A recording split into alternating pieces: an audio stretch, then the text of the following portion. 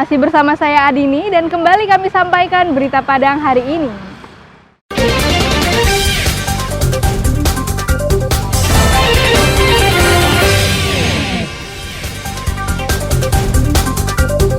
Bus pariwisata hilang kendali, terlibat tabrakan beruntun dengan 6 kendaraan lainnya di Panorama 2. Bekas tempat hiburan malam disulap menjadi sebuah masjid megah.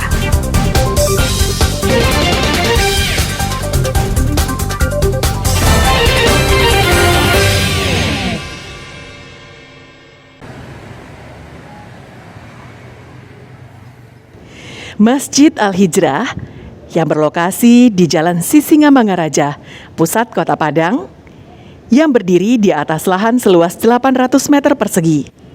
Dulunya adalah sebuah tempat hiburan malam yang sangat terkenal di sebelah timur Kota Padang. Bertahun-tahun, sejak 2014 hingga awal tahun 2020, tempat hiburan malam beroperasi dengan segala kemaksiatan di dalamnya. Namun ketika COVID-19 melanda, tempat itu pun tutup. Pemilik tanah tak ingin kemaksiatan dan kesesatan itu berlanjut. Tahun 2020 lalu, pensiunan polisi dengan pangkat Jenderal Bintang 1 ini mulai membangun sebuah masjid. Dalam kurun 3 tahun, masjid yang diberi nama Al-Hijrah itu pun rampung dibangun. Masjid yang dibiayai hingga 7 miliar rupiah diresmikan oleh Komisaris Jenderal Purnawirawan Gatot Edi Pramono, mantan Wakapolri, pada Jumat pekan silam. Masjid ini diberi nama Al-Hijrah karena alumni Akpol tahun 1988 ini ingin mengajak semua orang untuk menjadi manusia yang lebih baik. Baik-baiknya manusia itu adalah mereka yang punya manfaat bagi orang lain. Nah, saya berharap masjid ini memiliki kemanfaatan untuk umat, untuk masyarakat, baik untuk ibadah, baik untuk muamalah maupun untuk sosial, ekonomi dan lain-lainnya. Dari mana biayanya? Ya, saya mengajak para donatur, kaum muslim dan lain-lain, termasuk saya mengajak teman-teman polisi. Seorang tokoh masyarakat Kota Padang yang mengetahui banyak sejarah lokasi tempat hiburan malam yang kini menjadi masjid tersebut mengaku kagum dengan kiprah dan niat tulus Zulkifli yang mengajak orang banyak untuk hijrah.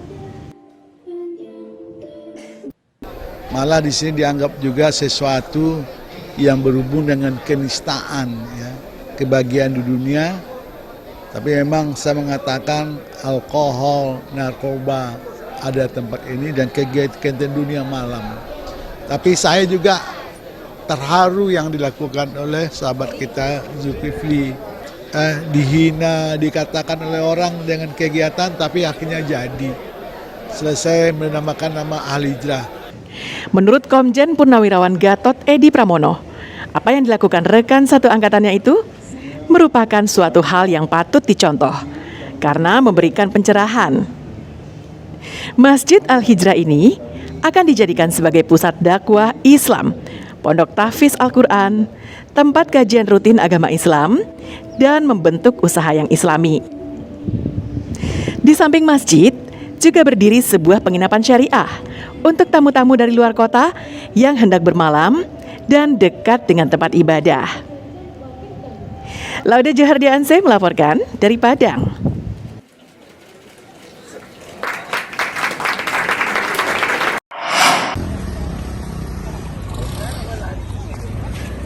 Seorang pemuda bernama Eko, berusia 26 tahun, warga Lubuk Begalung ini hanya bisa pasrah saat digelandang tim Klewang ke Kota Padang pada Rabu petang. Pelaku ditangkap petugas gabungan Polresta Padang dan Polres Padang Panjang karena pelaku kabur ke Kota Padang Panjang usai mencuri sepeda motor di kawasan Lubuk Begalung, milik seorang penghuni rumah indekos pada September lalu. Selain pelaku, petugas ikut menyita barang bukti sepeda motor hasil curiannya dan sebuah kunci letter T sebagai alat yang digunakan. Hasil pemeriksaan sementara, Eko tidak hanya 1 kali mencuri sepeda motor, namun sudah 5 kali dan sasarannya adalah sepeda motor yang terparkir di rumah sewaan. Pelaku juga tidak beraksi seorang diri, namun dibantu rekannya yang sudah ditangkap. TKP tepatnya itu di sebuah rumah kos. Untuk korban kebetulan memberitakan di media sosial. Setelah mendapat informasi tentang keberadaan tersangka, kita menghubungi korban dan memastikan bahwa benar ada kejadian tersebut, dan kita langsung berangkat ke tujuan yang mana tempat tersangka diamankan. Jadi kita mendapat informasi dan dibantu oleh rekan kita dari Polres Padang Panjang. Kini, pelaku dan barang bukti telah ditahan di Polresta Padang untuk pemeriksaan dan proses hukum lebih lanjut. Pelaku dijerat pasal 363 KUHP tentang pencurian dengan ancaman hukuman di atas 5 tahun penjara. Alfi melaporkan dari Padang.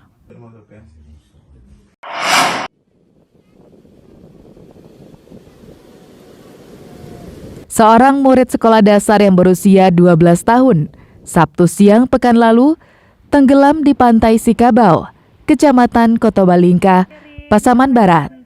Saat itu, korban bersama teman-temannya sedang asik mandi-mandi di Pantai Sikabau. Namun 2 orang terseret ombak dan tenggelam. 1 orang bernama Zahira, berusia 12 tahun, berhasil selamat. Sementara 1 orang lainnya yang bernama Ririn, berusia 12 tahun, hilang dan masih dalam pencarian.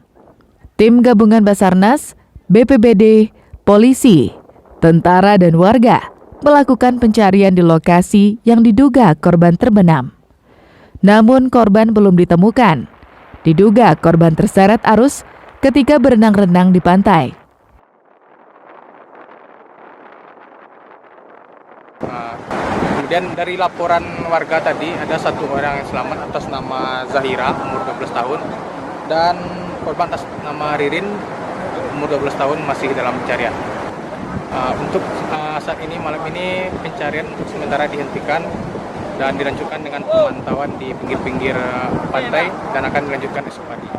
Hingga Sabtu sore, tim masih memantau di sejumlah titik di tepi Pantai Sikabau.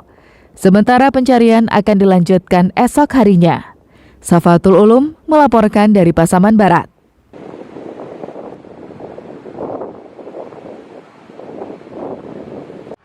Pemirsa, demikianlah perjumpaan kita dalam Berita Padang hari ini. Saya Adini dan tim redaksi yang bertugas pamit undur diri. Selamat beraktivitas dan sampai jumpa.